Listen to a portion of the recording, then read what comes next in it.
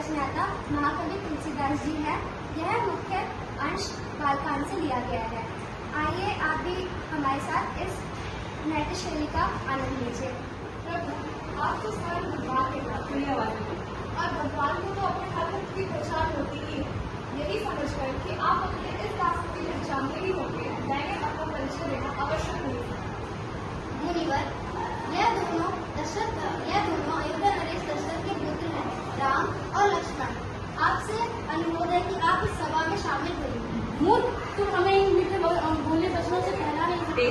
हम महेंद्रगिरी पर्वत पर तपस्या कर रहे थे जब हमें शिव धनुष टूटने की घोर ध्वनि का स्वर सुनाई दिया। अब हम ये जानने आए हैं कि धनुष तोड़ने का दुस्साहस किसने किया।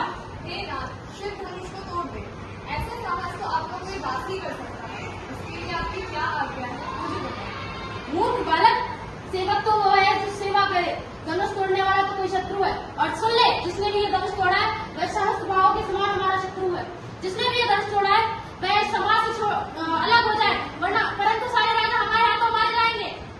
एक धनुष टूट गया तो इसमें इतना क्रोध करने की क्या बात है। बचपन में तो हमने कई धनुरियां तोड़ डाली, उस समय तो आपने इतना क्रोध नहीं किया था, परंतु इस धनुष के प्रति इतनी ममता किस कारण से है। मूर्ख बालक, तेरे समक्ष स्वयं काल खड़ा है, जरा समझ कर बोल।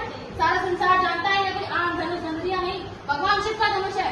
ब्राह्मण देवता, आपको धनुष में फर्क दिखता होगा। हम तो क्षत्रिय हैं, धनुष बाण से खेलना हमारा नित्य कर्म है। हमारे लिए तो सभी धनुष एक समान है। पिटाई की भी हद होती है, लगता है तुम अपने जीवन से नौ नहीं है। मुझे है कि नहीं, लेकिन आपको इस पुराने जिन धनुष से बहुत मोह दिखाई देता है, जिसके टूट जाने पर आप बच्चों की तरह बिलबिला रहे हैं। रघुवर ने इसे छुआ और ये टूट गया, इसमें इनका कोई दोष नहीं। आप करो त्याग दीजिए मुनिवर, बहुत ममता लिया आपने। मूर्ख बालक, तू हमें कोई आम नहीं समझ रहा है। हम तो तुझे बालक समझ के नहीं मारते।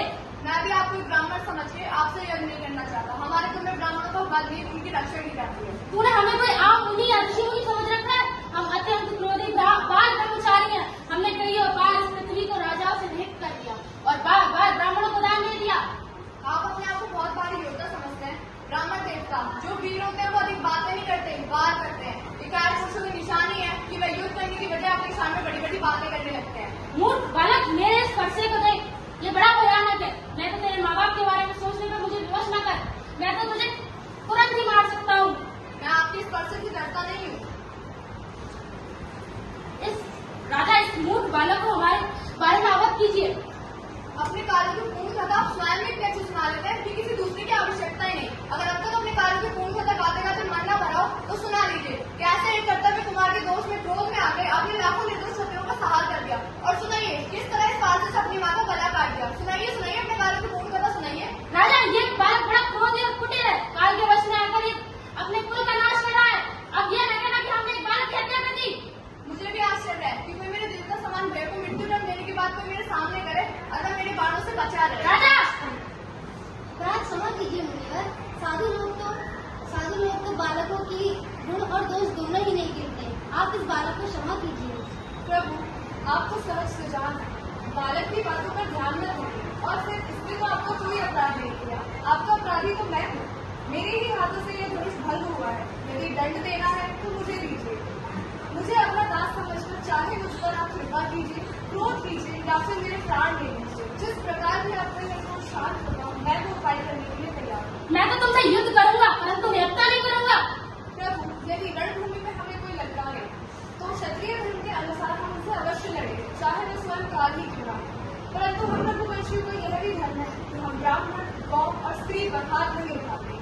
ब्राह्मण हमारे लिए सदा पूजनीय है। और फिर सेवक और गुरु में बराबरी कैसे, आप में और हम में युद्ध कैसा। छोटा सा नाम है राम, परंतु आपका परशु समेत राम, परशुराम। आपने अपने नाम को नहीं पहचाना, परंतु मैं तो आपकी सभी प्रभुताओं को जानता हूँ। आपसे हार में भी मेरी जीत है।